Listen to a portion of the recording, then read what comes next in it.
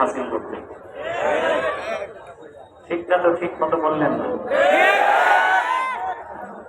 প্রতি শ্বাসে আপনারা 10টি নেকি পাচ্ছেন। কোরআন শরীফ শুনতে বসেছেন, আকাশের জমিনে নদী আর সমুদ্রে আপনাদের জন্য দোয়া চলতেছে। আল্লাহর হাবিব ইরশাদ করেছেন, আমার উম্মতের কোন মুমিন যদি দ্বীন শেখার জন্য ঘর থেকে বের হয়, وَإِنَّ الْمَلَائِكَةَ لَتَضَعُ أَجْنِحَتَهَا رِضًا لِطَالِبِ الْعِلْمِ। আমার সে উম্মতের যে কোরআন শিখতে বের হয়, দ্বীন শিখতে বের হয়, তার পদতলে আল্লাহ নূরের ফেরেশতারা তাদের পাখা বিছায় দেয়। আপনারা হেঁটে এসেছেন, আপনাদের পদতলে ছিল ফেরেশতাদের পাখা। দুনিয়াতে দেখবেন এমপি মন্ত্রী যখন আসে লাল গালিচা সংবর্ধনা দেয়, পচা পাটের চটের গালিচা, আর আপনাদের পদতলে ছিল ফেরেশতার পাখা। আল্লাহ বলবেন না? খুশি আছে? শুধু তাই নয়, আল্লাহর হাবিব বলেছেন, ওয়াস্তাগফিরু লাহু মান ফিস সামাওয়াতি ওয়াল আরদি হাত্তাল হিতামি ফিল মা। এমনকি আকাশের জমিনে আল্লাহ যত সৃষ্টি আছে, নদী আর সমুদ্রে যত মাছ আছে, আমার সে উম্মতের জন্য আল্লাহর কাছে গুনাহ মাফের দোয়া করে। আপনাদের জন্য দোয়া চলতেছে আকাশে, জমিনে, নদী আর সমুদ্রে। সুবহানাল্লাহ বলবেন। ফেরেশতারা বলতেছে, আল্লাহ তাদের গুনাহগুলোকে তুমি মাফ করে দাও। এতে আমরা খুশি? বেশি না কম? বেজার শুধু শয়তান। বিশেষ প্রয়োজন ছাড়া একটা মানুষও আমি যতক্ষণ বসে আছি ওঠার চেষ্টা করবেন না। পারবেন তো? শয়তানের নাপাক গালে চপেটাঘাত করতে পারবো? কারা কারা প্রস্তুত? হাত তুলে দেখা। আল্লাহ কবুল করুন।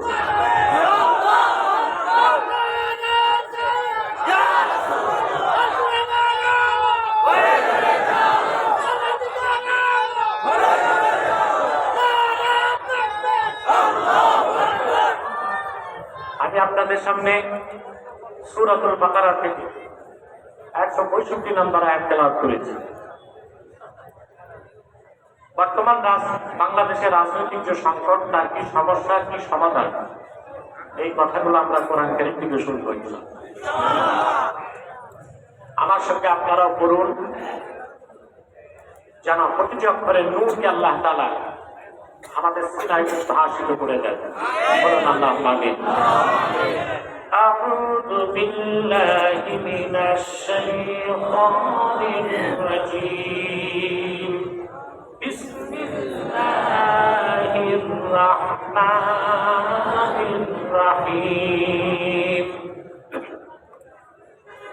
ومن الناس من يتخذ من دون الله أندادا يحبونهم كحب الله والذين آمنوا أشد حبا لله ولو يرى الذين ظلموا إذ يرون العذاب أن القوة لله جميعا وأن الله شديد العذاب।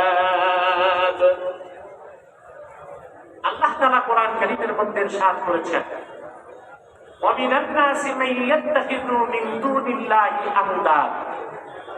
মানুষের মধ্যে এমন কিছু অবিশ্বাসী, মুশরিক এবং মুরাক্কাব আছে যারা মহান আল্লাহকে বাদ দিয়ে অন্য কিছুকে আল্লাহর সমকক্ষ বানায়।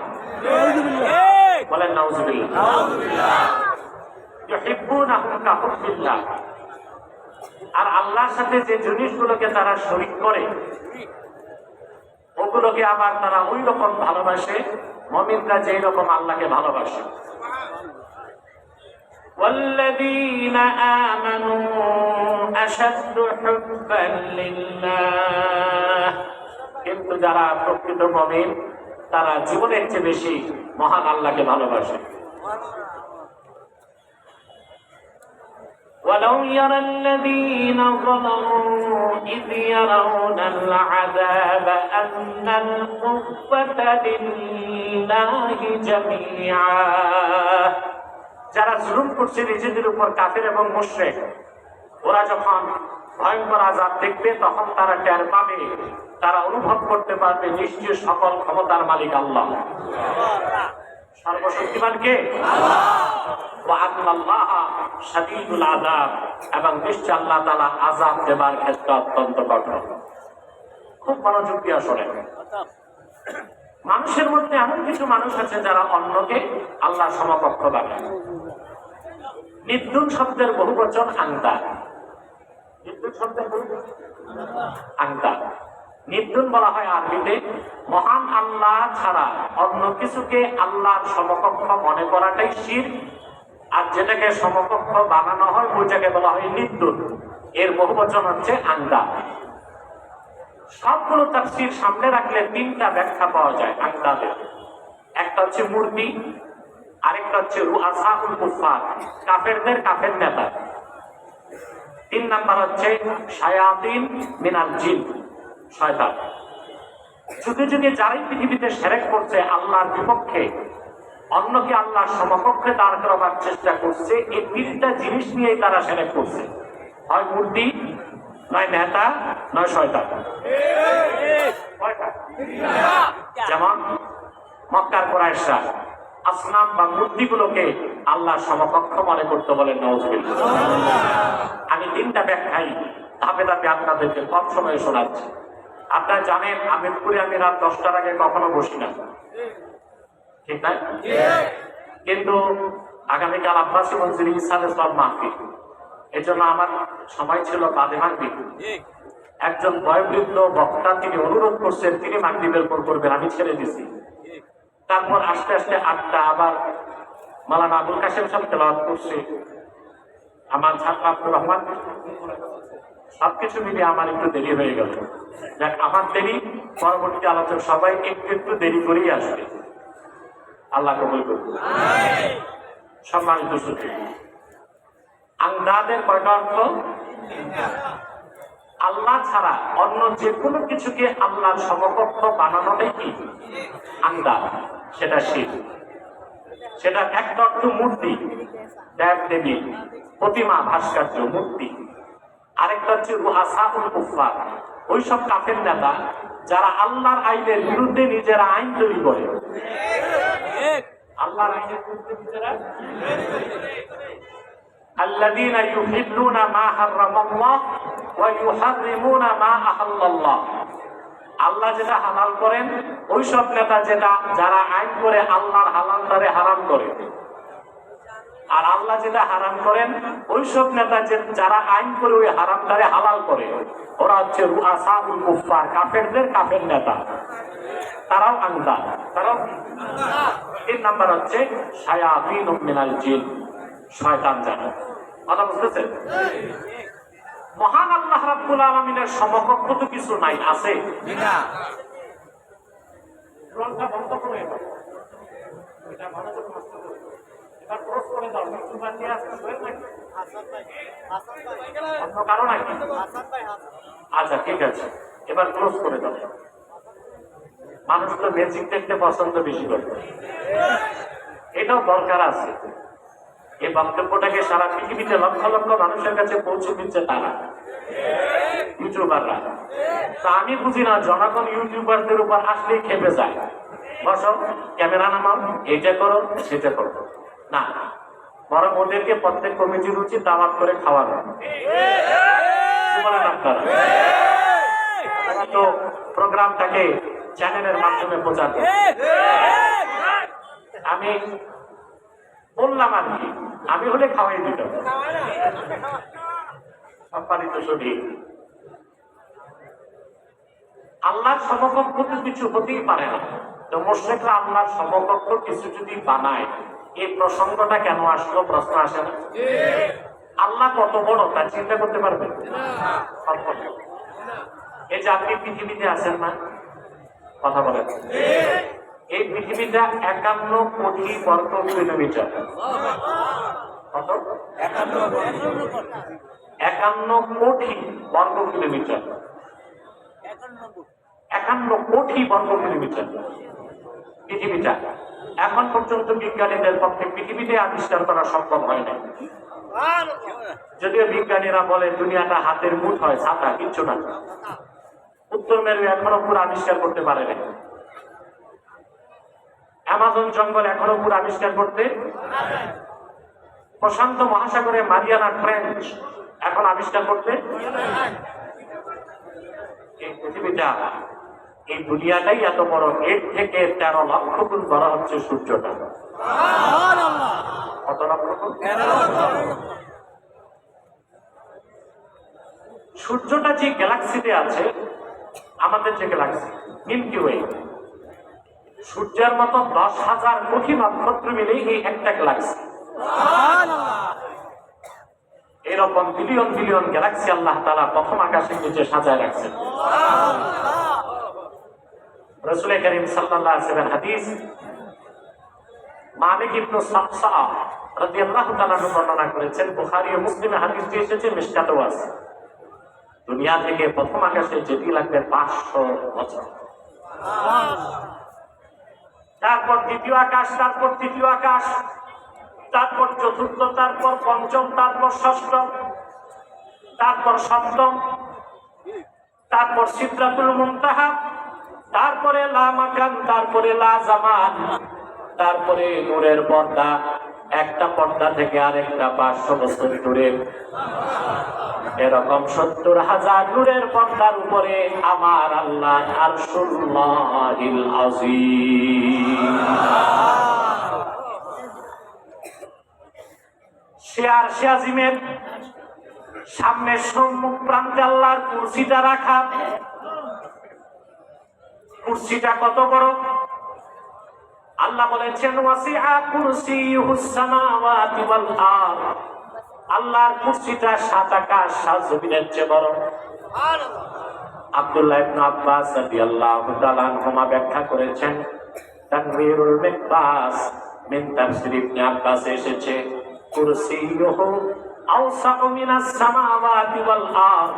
আমার আল্লাহর কুরসিটা আরশের ছোট্ট একটা জায়গায়, আর আল্লাহর কুরসিটাই 7 আকাশ 7 জমিনের চেয়ে বড়। তাহলে আরশে আজিম কত বড়, আর আমার মালিক আল্লাহ রাব্বুল আলামিন কত বড়। আল্লাহর সমকক্ষ তো চিন্তাতেও আসে না। দুনিয়াটা আল্লাহর কাছে কত দূর।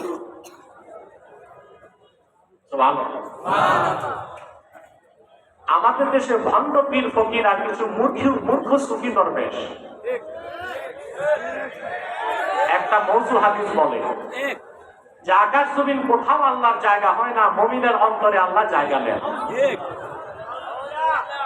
এটা হুলুলি আকীদা, শিরকি আকীদা। পক্ষে আবার তারা একটা হাদিসও বলে, মওযু হাদিস, কুলুবুল মুমিনি আরশুল্লাহ। মুমিনের অন্তর আল্লাহ আরশ। আল্লাহ মাসনুআ ফি আহাদিসিল মাওদুআতি, ইমাম সিয়ুতি এই হাদিসকে মওযু বলেছেন, জাল। মওযু হবার জন্য শব্দগুলোর মধ্যে রিকাকাতুল আলফাজ আছে। কুলুবুল মুমিন, কুলুব বহুবচন, মুমিন একবচন। এটা যদি হাদিস ধারণা করতে চাইতাম তো হইতো কি, কুলুবুল মুমিনিন, কুলুব বহুবচন, মুমিন একবচন। রিকাকাতুল আলফাজের কারণে প্রথম শর্তেই বোঝা যায় এটা আল্লাহর হাবিবের হাদিস নয়, এটা মওযু কথা। মুমিনের অন্তরে কখনো আল্লাহ জায়গা নেন না। মুমিনের অন্তরে আল্লাহর জিকির থাকে, স্মরণ থাকে, আল্লাহর মারিফত থাকে। আমার আল্লাহ এত বড়, তিনি গোটা সৃষ্টি জগতের উপরে সব জায়গায় তিনি আছেন। ইলমান কুদরাতান, সুবহানাল্লাহ, ইলমান কুদরাতান। পৃথিবীতে আল্লাহর কাছে কত দূর। সুনান তিরমিজিতে এসে আল্লাহর হাবিব ইরশাদ করেছেন, লাউ কানাতিদ দুনিয়া তা'দিলু ইনদাল্লাহি জানাহা বাউদা। সমস্ত পৃথিবী যদি আমার আল্লাহর কাছে একটা মশাক দানার সমানও হইত, আমার আল্লাহ রাব্বুল আলামিন কোন একজন কাফেরকে এক ঢোক পানি পান করাতেন না। পৃথিবীটা আল্লাহর কাছে একটা মশার দানার সমানও না। আল্লাহ এত বড়, আল্লাহ এত মহান, অথবা আল্লাহর সমকক্ষ তো কিচ্ছু নাই। আল্লাহ বললেন কেন অমিনান নাসি মান ইয়াত্তাখিযু মিন দুনিল্লাহি আনদাদ, আল্লাহকে বাদ দিয়া যেসব মুশরিকরা মূর্তি, নিজেদের নেতা বা তাওয়াগুতকে, শয়তানগুলোকে আল্লাহর সমকক্ষ বানাতে চায়, এর মানে তাদের ধারণায়, তাদের আকীদায়, এই ধারণা বা আকীদায় সমকক্ষ মনে করাটাই শিরক। বুঝতে পারছেন?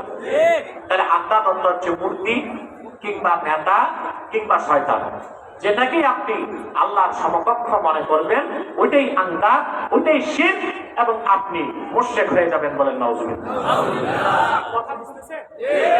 শিরকের গুনাহ সবচেয়ে মারাত্মক কুফর। আবু জেহেলে নাস্তিক ছিল না, এটা জানেন আপনারা? মক্কায় যতগুলো কাফির ছিল, আবু জেহেল, উতবা, সাইবা, মুগীরা, আবুল মুখতারি, আবুল হাকাম, এরা একজনও নাস্তিক ছিল না, প্রত্যেকে আল্লাহকে বিশ্বাস করত। অপরাধ কি ছিল? আল্লাহর সাথে অন্যকে শরীক করত। প্রমাণ দেখুন কোরআন কারীমে আল্লাহ রাব্বুল আলামিন বলেন, وَلَئِن سَأَلْتَهُم مَّنْ خَلَقَ السَّمَاوَاتِ وَالْأَرْضَ وَسَخَّرَ الشَّمْسَ وَالْقَمَرَ لَيَقُولُنَّ اللَّهُ। প্রিয় হাবিব মুহাম্মদ সাল্লাল্লাহু আলাইহি ওয়াসাল্লাম, যদি আপনি মক্কার কাফেরদেরকে জিজ্ঞেস করেন এই আকাশ জমিন কে সৃষ্টি করেছেন, সূর্য চন্দ্রকে নিয়ন্ত্রণ করেন, ওরা বিনা বাক্যে বলবে আল্লাহ। তা অপরাধ কি ছিল? আল্লাহ। আরে ভাই, আমি কি কবরস্থানে না মাহফিলে? এখন কথা বোঝা যায়? মাইক কি অপারেটর ঠিক করছে না আমি? না, আমি ঠিক করছি। দুর্মিয়া অপারেটর তো হয় নাই, আমি নির্দেশ দিয়েছি যে আপনি অমনি করছে। কে ঠিক করছে? চিন্তা করে এবার আমার এসে মাইক ঠিক করতে হবে। যাক, তারপরও মাইক ম্যানের পিঠের চামড়া ঠিকঠাক, এখন সুন্দর আছে, খুব ভালো আছে। সম্মানিত সুধী, মুশরিকরা আল্লাহকে বিশ্বাস করতো কিনা? সেটা বলতে হবে। অপরাধ ছিল কি? অন্যকে আল্লাহর সমকক্ষ মনে করত। আল্লাহ রাব্বুল আলামিন তার হাবিবকে বলেছেন, তাহলে তাদেরকে প্রশ্ন করুন, আল্লাহকে ওরা বিশ্বাস করে, তাহলে কেন লাত, মানাত, উজ্জা, হাতে বানানো খোদা নামের বেহুদাগুলোর ইবাদত করে? ওরা জবাব দিয়েছে মা না'বুদুহুম ইল্লা লিয়ুকাররিবুনা ইলাল্লাহি যুলফা। আমরা আল্লাহকে বিশ্বাস করি, তবে লাত, মানাত, উজ্জা, এই 360টা দেব দেবীর ইবাদত করি এই জন্য যেন তারা আল্লাহর কাছে আমাদের পৌঁছায় দেয়।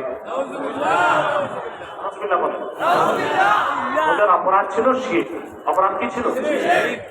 আবু জেহেলও যে কিরকম বিশ্বাস করতো আল্লাহকে, আপনি চিন্তা করতে পারবেন না।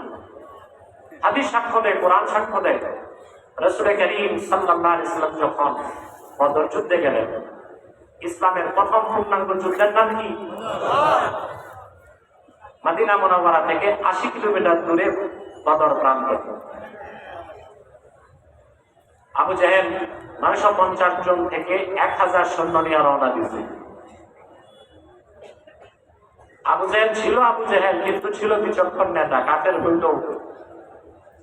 ও বুঝছে এবারে যুদ্ধ হলো অস্তিত্বের লড়াই, এই যুদ্ধে যারা জিতবে তারাই টিকবে, যারা হেরে যাবে তারা মিটে যাবে। ধূর্ত আবু জেহেল সৈন্য সামন্ত নিয়ে কাবার চত্বরে চলে গেল। সবসময় তারা লাত, মানাত, উজ্জার কাছে সাহায্য চাইতো। এবার আবু জেহেল তো মনে মনে জানে এগুলো একটাও খোদা না, সব বেহুদা। মালিক একজন, তিনি কে? আল্লাহ। দেবী একটার কাছেও হাত না পেতে সরাসরি সে আল্লাহকে ডাক দিয়ে বলল, কোরআন সাক্ষ্য দেয়, সে বলল, আল্লাহুম্মা ইন কানা হাযা হুয়াল হাক্কা মিন ইনদিক ফাআমতির আলাইনা হিজারাতাম মিনাস সামাই আও ইতিনা বিআযাবিন আলীম। সে বলল, আয় আল্লাহ, মুহাম্মদ সাল্লাল্লাহু আলাইহি ওয়াসাল্লাম যে দিন নিয়ে এসেছেন তা যদি তোমার পক্ষ থেকে সত্য দিন হয়ে থাকে, বেশক আল্লাহ যেমন সত্য, মুহাম্মদ সাল্লাল্লাহু আলাইহি সাল্লাম ওই রকম সত্য, দিন ইসলাম ওই রকম সত্য, ঠিক কিনা বলেন? আমি তো বেহক যাচ্ছি, তাহলে তুমি আকাশ থেকে আমাদের উপর পাথর বর্ষণ করো কিংবা কঠিন কোন আযাব নিয়ে আসো। আল্লাহ তো আগেই সিদ্ধান্ত নিয়ে রাখছেন বদরে সে মরবে, ঠিক কিনা বলেন? আমি বুঝাতে চাইলাম আবু জেহেল আল্লাহকে বিশ্বাস করতো কিনা বলেন? মক্কার কাফেররা বিশ্বাস করতো কিনা? অপরাধ ছিল কি? শিরক করতো। দেবদেবীগুলোকে আল্লাহর সমকক্ষ মনে করতো। কারো কাছে রিজিক চাইতো, কারো কাছে শান্তি, কারো কাছে সন্তান, কারো কাছে বৃষ্টি, কারো কাছে দৌলত, কারো কাছে ইজ্জত। এটাই তো ছিল অপরাধ, কথা বলে না?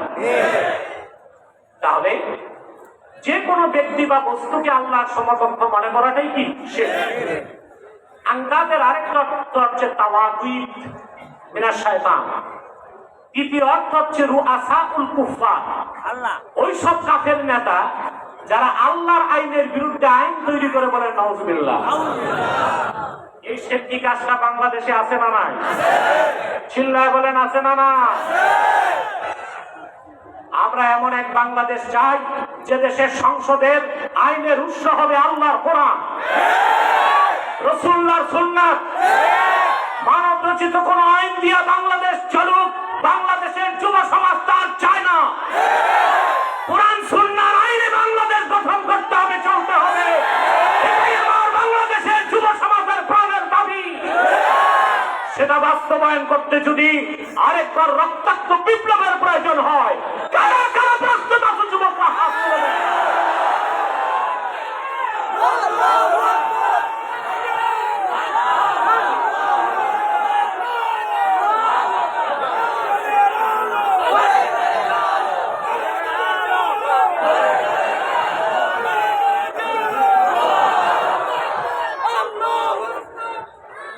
আমার ভাইরা,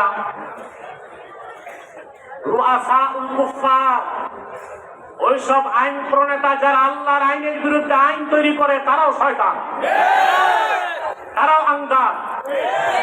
আল্লাহ যেটা হালাল করেছেন, রাসূলুল্লাহ যেটা হালাল করেছেন, কিয়ামত তক দুনিয়ার সমস্ত পার্লামেন্টের সদস্যরা মিলেও ওই হালালকে হারাম করার অধিকার রাখে না। আল্লাহ যেটা হারাম করেছেন, রাসূলুল্লাহ 1000 বছর আগে হারাম করেছেন, দুনিয়ার সমস্ত পার্লামেন্টের আইন প্রণেতারা মিলেও সেই হারামকে হালাল করার ক্ষমতা রাখে না। যদি আল্লাহ ও তার রাসূলের হালালকে কেউ হারাম করতে চায়, হারামকে কেউ হালাল করতে চায়, সেও আন্দাজের অন্তর্ভুক্ত হবে। যারা তার অনুসরণ করবে তারাও শিরকের গুনাহগার হয়ে যাবে। কোন মানুষ কখনো আল্লাহ যা হালাল করছেন ওটারে হারাম করতে পারে না, আল্লাহ যা হারাম করছেন ওটারে হালাল করতে পারে না। আল্লাহ রাব্বুল আলামিন কোরআন কারীমে বলেন, কুল ইয়া আহলাল কিতাবি তাআলাউ ইলা কালিমাতিন সাওয়াইন বাইনানা ওয়া বাইনাকুম আল্লা না'বুদা ইল্লাল্লাহ ওয়া লা নুশরিকা বিহি শাইআন ওয়া লা ইয়াত্তাখিযা বা'দুনা بعضا أربابا من دون الله فإن تولوا فقولوا اشهدوا بأننا مسلمون। আল্লাহ রাব্বুল আলামিন বলেন, প্রিয় হাবিব মুহাম্মদ সাল্লাল্লাহু আলাইহি ওয়াসাল্লাম, আপনি বলুন, হে আহলে কিতাব, তাআলাউ ইলা কালিমাতিন সাওয়াইন বাইনানা ওয়া বাইনাকুম, আসে একটি কথায় আমরা সমানভাবে বিশ্বাস করি, যা আমরাও মানি তোমরাও মানতে পারো। সে কথাটা হলো আল্লাহ না'বুদা ইল্লাল্লাহ, আমরা আল্লাহ ছাড়া কারো ইবাদত করব না। ওয়ালা নুশরিকা বিহি শাইআ, আল্লাহর সাথে কাউকে শরীক করব না। ওয়ালা ইয়াত্তাখিযা বা'দুনা বা'দান আরবাবাম মিন দুনিল্লাহ, আর পরস্পর আমরা মানুষ হয়ে অন্য মানুষকে রব বানাবো না।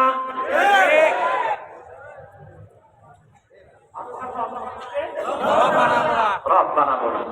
মুস্তাদরাক আলা সাহিহাইনে এসেছে এই আয়াত নাযিলের পর সূরা আলে ইমরানে ইহুদিদের একদল আলেম রাসূল করিম সাল্লাল্লাহু আলাইহি ওয়াসাল্লামের কাছে উপস্থিত হয়েছে। বলেন, ইয়া রাসূলুল্লাহ সাল্লাল্লাহু আলাইহি ওয়াসাল্লাম, আমরা তো আল্লাহকেই রব মানি, আমরা তো আমাদের নেতাদেরকে রব মানি না। আল্লাহর হাবিব বললেন, আল্লাহ উটের গোশত হালাল করছেন, তোমাদের আলেমরা হারাম করছে, তোমরা কি আলেমদেরটা মানো নাই? মাস্টার তবে করে বলেছি, আল্লাহর হাবিব বললেন, আল্লাহ যেটা হালাল করছেন তোমাদের ইহুদি আলেমরা সেটা হারাম করেছে, তোমরা তা মেনেছো, আল্লাহটা মানো নাই। আল্লাহ যেটা হারাম করেছেন তোমাদের ইহুদি আলেমরা সেটা হালাল করেছে, তোমরা তাই মেনেছো, আল্লাহটা মানো নাই। এটাই হচ্ছে আল্লাহকে বাদ দিয়া মানুষ হয়ে অন্য মানুষকে রব বানানো। বলেন নাউজুবিল্লাহ। এই শিরকের গুনাহটা বাংলাদেশে আছে না নাই? এইভাবে আপনারা প্রত্যেক এলাকা থেকে পার্লামেন্ট মেম্বারকে নির্বাচিত করে সংসদে পাঠান। পার্লামেন্ট মেম্বার মানে হচ্ছে আইন প্রণেতা, সে আইন বানাবে। পার্লামেন্ট মেম্বাররা সংসদে যায়, ওইখানে বিল উত্থাপন হয়। তারপর স্পিকার মোটা গলায় বলে, এই বিলটার পক্ষে কে কে আছেন? পার্লামেন্ট সদস্যরা কয় হা। তখন স্পিকার আবার গদ গায়, হা জয়যুক্ত হয়েছে, হা জয়যুক্ত হয়েছে, হা জয়যুক্ত, বাস বিল পাস, আইন হয়ে গেছে। না, জনগণ কখনো মানুষের আইন বানাতে পারে না। মানুষের আইন কে দিয়েছেন? আমরা শুধু আইন বানাই তাই নয়, আল্লাহ হালাল করছেন ওটারে হারাম বানাই। মদ খাওয়া কি হারাম না? কিন্তু তোমার বাংলাদেশের বাণিজ্য মন্ত্রণালয় ট্যাক্স নিয়ে বিদেশ থেকে মদ আনার লাইসেন্স দেয়, মন্ত্রণালয় করে হালাল। বিয়ে করা কি শুধু হালাল না, সওয়াবের কাজ, ইবাদত।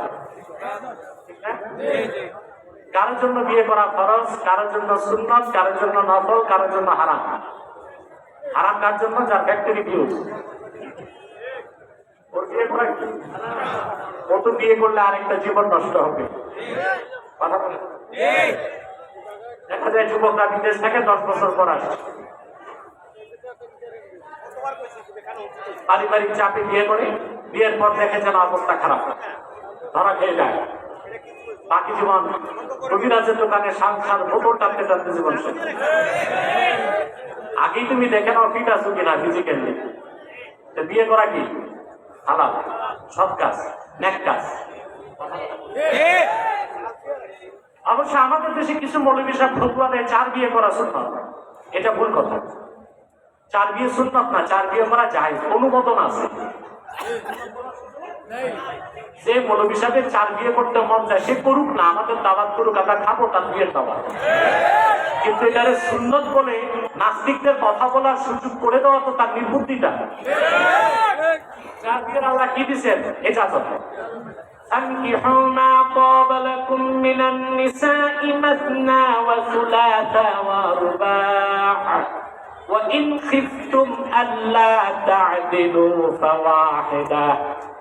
তোমরা তোমাদের পছন্দের মেয়েদেরকে বিয়ে করো 2টা, লাগলে পারলে 3টা, লাগলে পারলে 4টা। শুধু করলেই হবে না, ইকোনমিক্যাল ফিটনেস লাগবে, ফিজিক্যাল ফিটনেসও লাগবে।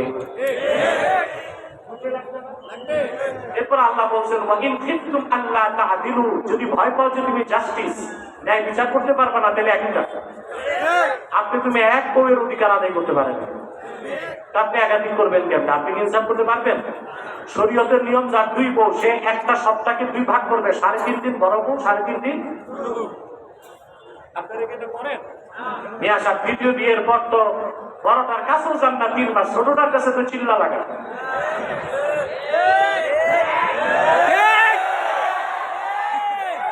থামো যুবকরা, থামো। ওদের গোসা কোথায় জানি, ওরা তো একটাও করে নাই, সুযোগ হয়। সম্মানিত শুধু যে কথা বলছি না, তাহলে 2 বউ থাকলে ইনসাফ করতে হবে না? একটার কাছে 3.5 দিন, আরেকটার কাছে 3.5 দিন। যদি একজন দ্বিতীয় স্ত্রীর কাছে বেশি থাকেন, প্রথম জন থেকে অনুমতি নিতে হবে। মাওলানা আশরাফ থানভী রহমাতুল্লাহ, ওনার কোনো ছেলে সন্তান ছিল না, তো মুরিদদের আপত্তির কারণে দ্বিতীয় বিয়ে করছিলেন। দ্বিতীয় বিয়ের পর ঘরে অশান্তি শুরু, বড় স্ত্রী আর ছোট স্ত্রী। এক সময় তিনি সিদ্ধান্ত নিলেন ছোট বউ ছেড়ে দিবেন। বড় বউ তখন বললেন, না, যেহেতু বিয়ে করছেন রাখেন, আমার বোন হিসেবে থাকবে। কিন্তু থানভী সাহেবের ইনসাফ কি ছিল জানেন? মুরিদরা হাদিয়া আনলে সমান 2 ভাগ 2 ঘরে পাঠাতেন। একটা তরমুজ আসলে 2 টুকরা করে পাল্লায় ওজন দিয়া 2 বউকে দিতেন। তো বলছিলাম আল্লাহ হুকুম বিয়ে করো, সওয়াবের কাজ না? কিন্তু আপনার দেশে পার্লামেন্ট আইন পাস করা হয়েছে, ছেলের বয়স যদি 21 না হয়, মেয়ের বয়স যদি 18 না হয়, এই সব কাজটা আপনারা আইন করে হারাম করছেন। এটাকে নাফরমানি হয় নাই? চিল্লা বলেন, শিরক হয় নাই? আর এই আইন প্রণেতাদের আইন যারা মানলেন, ওই সব ভণ্ড আইন প্রণেতাদেরকে আল্লাহর বিপক্ষে আল্লাহর সমকক্ষ মনে করার কারণে শিরকের গুনাহ হয়েছে। এটাও আনন্দ। বাংলাদেশে আইন করা হয়েছে, ছেলের বয়স যদি 21 না হয়, মেয়ের বয়স, এর চেয়ে অসৎ কাজ নাই, এর চেয়ে গুনার কাজ নাই। যদি পুলিশ খবর পায় ছেলের বয়স 21 হয় নাই, 20.5, মেয়ের বয়স 18 হয় নাই, 17.5, এমন হারাম কাজ এটা, বিনা নোটিশে বিনা ওয়ারেন্টে দোনো বিয়ে অ্যারেস্ট। দাঁত খাইতে যারা চোরা অ্যারেস্ট, বাবুর্চি অ্যারেস্ট, এমনকি ম্যারেজ রেজিস্টার, ওই যে মাথায় ছাতা বলে খাতা দৌড়ায়,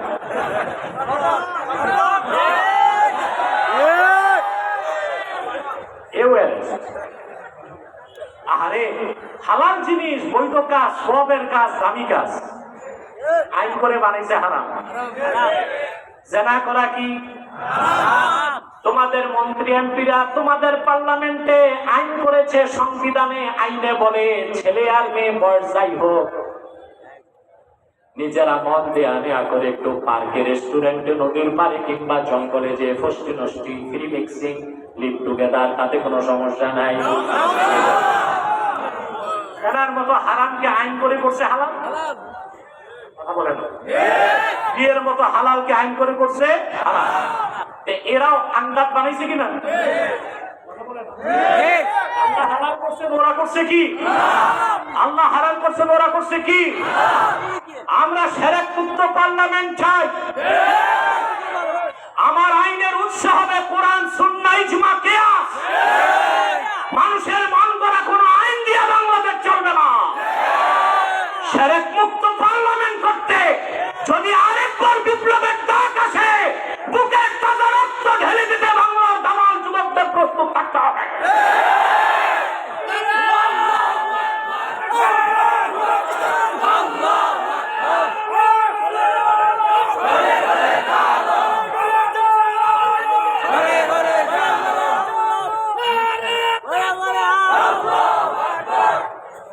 ভাইরা, এরপরে আল্লাহ তাআলা বলেন, ইউহিব্বুনাহুম কাহুব্বিল্লাহ, তাদের প্রথম অপরাধ তারা আল্লাহর বিরুদ্ধে, আল্লাহর বিপক্ষে গায়রুল্লাহকে আল্লাহর সমকক্ষ বানায়, শিরক করে। আবার ওগুলোকে ভালোবাসে ওই রকম, মুমিনরা আল্লাহকে ভালোবাসে যেই রকম। এটা দ্বিতীয় শিরক, এটা হচ্ছে শিরক ফিল মাহাব্বা। যেমন আবু জাহেল যে বদর যুদ্ধে গেল, আবু জাহেল 70 জন মারা গেছে না? কাদের ভালোবাসা? মূর্তি। আর আল্লাহর হাবিবের সাহাবীদের জীবন দিয়েছেন বদরে, কার ভালোবাসা? আল্লাহ রাব্বুল আলামিন বলেন, ওয়াল্লাযীনা আমানু আশাদ্দু হুব্বান লিল্লাহ যারা প্রকৃত মুমিন তারা আল্লাহকে জীবনের চাইতে বেশি ভালোবাসে। কোন ব্যক্তি মুমিন কিনা তার আলামত হচ্ছে সে জীবনের চাইতে বেশি আল্লাহ তার হাবিবকে ভালোবাসে। সুবহানাল্লাহ বলবেন। আল্লাহ তার হাবিবের ভালোবাসা যতক্ষণ কোন ব্যক্তির জীবনের চাইতে বেশি না হবে ততক্ষণ সে মুমিন হতে পারে না। মুমিনগণ আল্লাহকে ও আল্লাহর হাবিবকে জীবনের চাইতে বেশি ভালোবাসে বলেন সুবহানাল্লাহ। আমার ভাইয়েরা, এক সাহাবী আল্লাহর হাবিবকে এসে বললেন, ইয়া রাসূলুল্লাহ কিয়ামত কবে? আল্লাহর হাবিব বললেন, মা আ'দাদতা লাহা, কিয়ামত কবে জানতে চাও? কিয়ামতে বাঁচার জন্য কি প্রস্তুতি নিছো, কি তৈরি করছো? সাহাবী বললেন, ইয়া রাসূলুল্লাহ, ইয়া হাবিবাল্লাহ, অনেক বেশি নামাজ পড়তে পারি নাই, অনেক বেশি রোজা রাখতে পারি নাই, কিন্তু উহিব্বুল্লাহ ওয়া রাসূলাহ, আল্লাহকে আল্লাহর রাসূল আপনাকে জীবনের চেয়ে বেশি ভালোবাসি।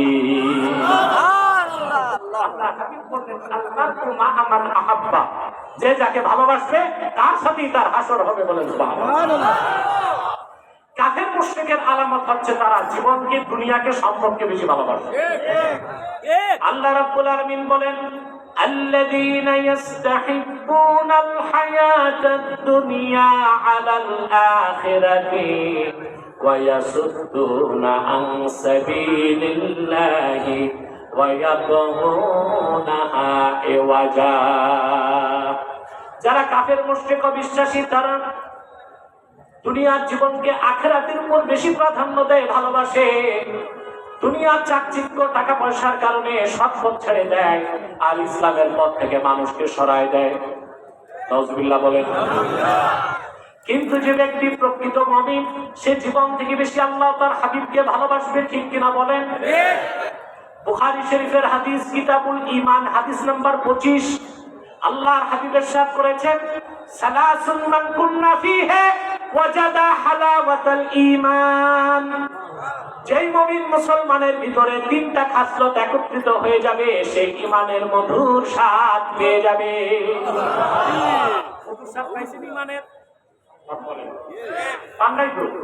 এই জন্য তো আপনারা ওয়াজও যান আবার গানের কনসার্টও যান, দুইটাই ভালো লাগে।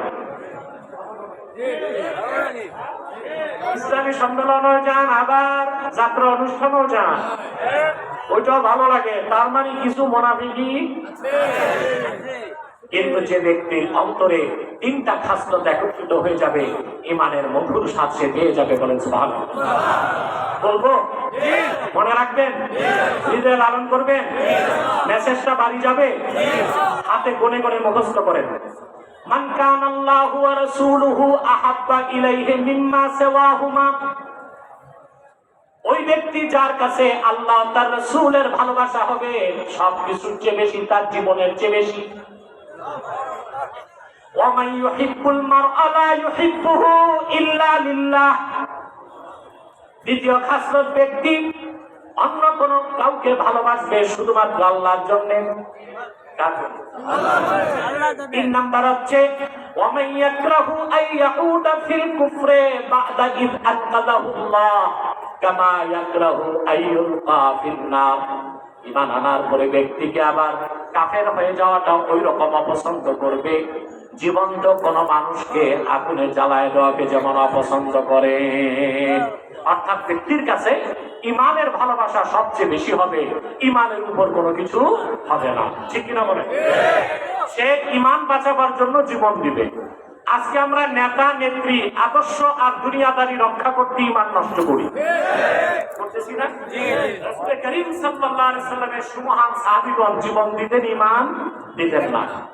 হাদিসের কিতাবে আল্লাহর হাবিব সাল্লাল্লাহু আলাইহি ওয়াসাল্লামের প্রসিদ্ধ একজন সাহাবীর ঘটনা এসেছে। ওনার নাম ছিল আম্মার রাদিয়াল্লাহু তাআলা। নাম শুনছেন? জোরে বলেন। একই পরিবারের তিনজন। মায়ের নাম সুমাইয়া, বাবার নাম ইয়াসের, ছেলের নাম আম্মার। হাদিস সাক্ষ্য দেয় মক্কা মুকাররমায় কাফেররা নির্মম নির্যাতন করেছে যে মানুষগুলোর উপর, তার মধ্যে ইয়াসেরের পরিবার একজন। হযরত ইয়াসেরকে মারা হয়েছে। হযরত সুমাইয়া ঈমান আনার কারণে কাবা চত্বরে তারে পাথর বর্ষণ করে হত্যা করা হয়েছে। সেজন্য আসমাউর রিজালের কিতাবে এসেছে হযরত সুমাইয়া হচ্ছে আউয়ালু শাহীদাতিন ফিল ইসলাম, ইসলামে প্রথম শহীদ নারী। সুবহানাল্লাহ বলবেন না? আম্মার আর সুমাইয়া, ইয়াসির আর সুমাইয়ার কলিজার টুকরা সন্তান ছিল আম্মার। আল্লাহর হাবিবের দিনের কালেমা বিশ্বাস করার কারণে কুখ্যাত আবু জেহেল প্রতিদিন তারে মারত, রক্তাক্ত হয়ে যেতেন, তিনি কিন্তু ঈমান ছাড়তেন না। একদিন আবু জেহেল বিরক্ত হয়ে হযরতে আম্মারের গায়ের মধ্যে আগুন ধরায় দিছে। জীবন্ত যুবক হযরত আম্মারের শরীরে দাউ দাউ করে আগুন জ্বলছে, মরুভূমির মধ্যে দৌড়াচ্ছে। আবু জেহেলের ভয়তে কেউ তার আগুন নিভাতে যায় না। খবরটা চলে গেল রাহমাতুল লিল আলামিন আল্লাহর হাবিবের কানে, তিনি দৌড়িয়ে আসলেন। হাদিস সাক্ষ্য দেয় হযরত আম্মারের সামনে দাঁড়িয়ে আল্লাহর হাবিব আগুনকে মাত্র একটা ধমক দিয়ে বললেন, ইয়া নারু কুনি বারদাও ওয়া সালামান আলা আম্মারিন কামা কুনতি আলা ইব্রাহিম। রে আগুন, আমার সাহাবী আম্মারের জন্য তুই শান্তিদায়ক ঠান্ডা হয়ে যা, যেভাবে আরেকবার আমার দাদা ইব্রাহিমের জন্য ঠান্ডা হয়ে গেছিলি। হাদিস সাক্ষ্য দেয় রাসূলুল্লাহর এক ধমকের সঙ্গে সঙ্গে হযরত আম্মারের শরীরের আগুন পানি হয়ে গেল। চিন্তা করেন মুসলমান, হযরত ইব্রাহিমকে যখন নমরুদ আগুন দিয়েছিল, আগুনকে ধমক দিছে কে?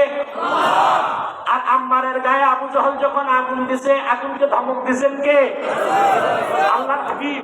আল্লাহর হাবিব ক্ষমতা আল্লাহ তার হাবিবকে দান করেছিলেন। সুবহানাল্লাহ। সাহাবায়ে কেরামকে নির্মম নির্যাতনের পরও তারা ঈমানকে ছাড়তেন না, কারণ ঈমানটা তাদের কাছে ছিল জীবনের চেয়ে প্রিয়। হযরত বেলালের কথা হাদিসে এসেছে, বেলালে হাবশী, তার দাম ছিল মাত্র 6 দিরহাম। ঈমান এনে মুসলমান হয়ে যাবার পরে কুরাইশ নেতা উমাইয়া হযরত বেলালকে প্রতিদিন অত্যাচার করত, মারত, নির্যাতন করত। যত বেশি তার নির্যাতন করত, তার ঈমানের পাওয়ার তত বেড়ে যেত। সিরাতের কিতাব সাক্ষ্য দেয় একদিন উমাইয়া খেজুর পাতার পাকানো রশি হযরত বেলালের গলার মধ্যে বেঁধে পাহাড়ের মধ্যে হেঁচড়ে ফেলে দিল। টেনে টেনে আনলো। পাপলা গাছের বিষাক্ত কাঁটা হযরত বেলালের দেহে বিদ্ধ হয়ে গেল, গোশত আর চামড়া ছিন্ন হয়ে গেল। তপ্ত মরুভূমির মধ্যে এনে কুখ্যাত আবু জেহেল, কুখ্যাত উমাইয়া মরুভূমির মধ্যে আগুনের অঙ্গার বিছাই দিল। উলঙ্গ করে বেলালকে শোয়া, বুকের মধ্যে একটা পাথর রেখে দিল। হযরত বেলাল বেহুশ হয়ে যান। যখন হুশ আসে তখন শুধু আঙ্গুল তুলে বলে আহাদ। হযরত বেলাল একটা কথা বলেছিলেন হুশ ফেরার পরে, আরবের কবি কাব্যের ভাষায় লেখেন, বেলাল হযরত বেলাল উমাইয়াকে বলল, লাকাল জিসমুল্লাতী মুল্লিকতা মিন্নী ওয়ালিল্লাহিস সারাইরু ওয়াল উকুল। রে উমাইয়া, 6 দিরহামে তুমি আমার দেহটা কিনছো মাত্র। দেহটাকে কেটে টুকরা টুকরা করে দাও, আগুনে জ্বালায় ভস্ম করে দাও, আমার কোনো না নাই। কিন্তু হৃদয়ের যেখানে আল্লাহ তার হাবিবের ভালোবাসা জায়গা দিয়েছি রে উমাইয়া, ওখানে তোমার হাত কোনোদিন যেতে পারবে না। সেজন্যই বলি মুসলমান, খাঁটি ইমানদার তো সেই যে তার জীবনের চেয়ে বেশি আমার আল্লাহকে ভালোবাসবে। ঠিক কিনা বলেন? আল্লাহ তার হাবিবের ভালোবাসা যতক্ষণ পর্যন্ত জীবনের চেয়ে বেশি অন্তরে না আসবে, ততক্ষণ পর্যন্ত কোন মুমিন ইমানদার দাবি করতে পারে না। সেজন্য আল্লাহ তাআলা বলেছেন, ওয়াল্লাযীনা আমানু আশাদ্দু হুব্বান লিল্লাহ। যারা খাঁটি ইমানদার তারা আল্লাহকে সর্বাধিক ভালোবাসে। বলেন সুবহানাল্লাহ। এরপরে আল্লাহ তাআলা বলেন, ওয়ালাউ ইয়ারাল্লাযীনা যালামু ইয ইয়ারাউনাল আযাবা আন্নাল কুওয়াতা লিল্লাহি জামিআ। জালেমরা যদি অবলোকন করত, যখন আযাব দেখবে তখন তারা টের পাবে নিশ্চয় সমস্ত ক্ষমতার মালিক কে? ক্ষমতার উৎস কে? আল্লাহ। অতএব জনগণ ক্ষমতার উৎস, এটা একটা শিরকি কথা। ক্ষমতার উৎস কি জনগণ? আর ক্ষমতার মালিক আল্লাহ। অতএব আমাদের রাজনৈতিক দলের নেতাদের ম্যানিফেস্টো থেকে আর গঠনতন্ত্র থেকে শিরকি আর কুফরি কথা বাদ দিতে হবে। জনগণ ক্ষমতা বুঝছো? সকল ক্ষমতার মালিক আল্লাহ।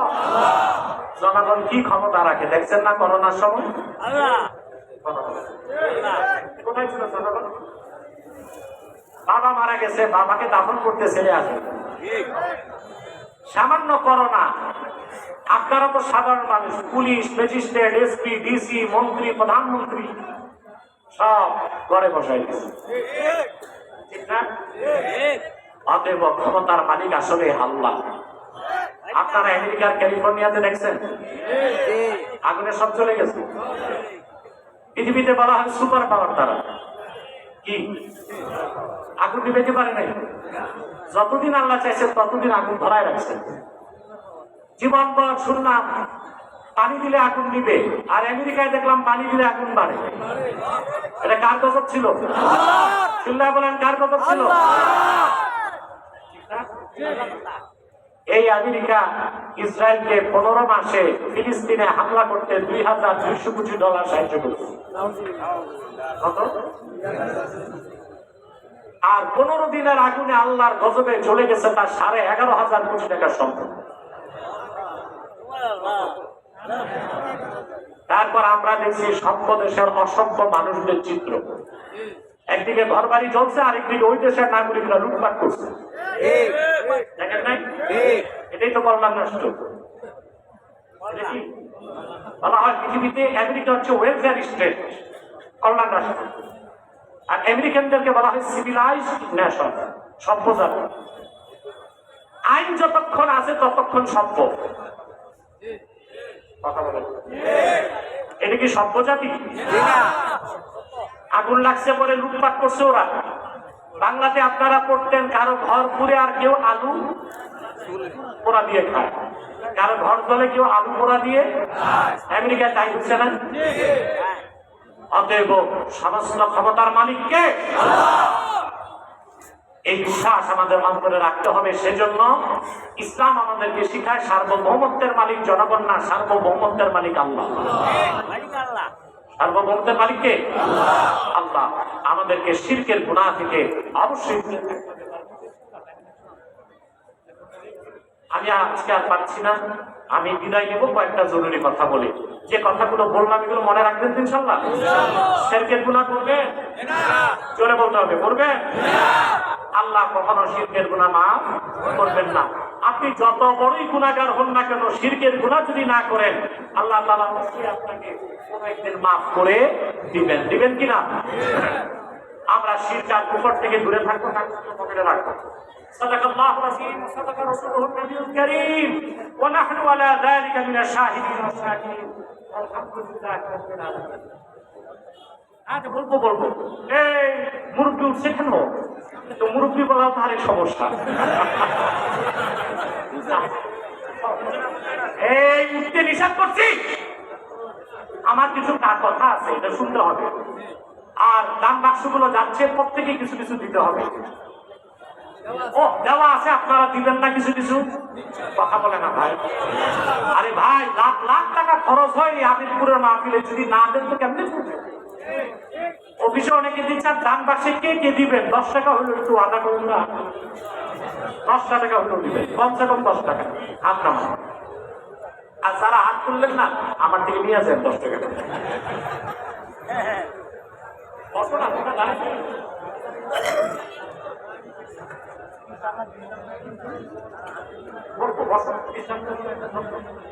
প্রিয় আমিরপুরবাসী, বিদায় লগ্নে একটি কথা বলে যাই আমি। তাহরিকে খাতমের উপর বাংলাদেশের পক্ষ থেকে এখানে আপনারা বিভিন্ন দল মতের লোক আছে।